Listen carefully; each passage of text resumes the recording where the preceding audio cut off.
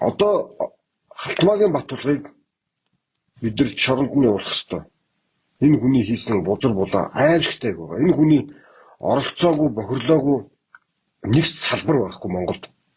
Өнөөдөр оюун эрдэнэ огцорж байгаа Монгол ардын намын дарга огцорж байгаа биш шүү дээ. Өнөөдөр Халтмаагийн Батулга огцорж байгаа байхгүй юу? Яг бодитоор Монгол ардын намын дарга Халтмаагийн Батулга гэдэг хүн одоо огцорж байгаа. Одоо энэ Халтмаагийн Батулга гэдэг хүнээр дамжиж явж исэн Монголын улс төр нийгмийг бохирдуулж исэн аврах том сүлжээ нуран унах эхлэл нь одоо тавигдах шээ. Тийм болохоор бид нар маргаашнаас нөгөөдрөөс гэдэг ерөөсөө цаг алдахгүйгээр авилгатай тэмцэх газраас прокурорудаас тийм хуулийн байгууллагуудаас энэ хүний асуудлыг нэх ёстой, шаардах ёстой. За тэгээд энэ хүнийг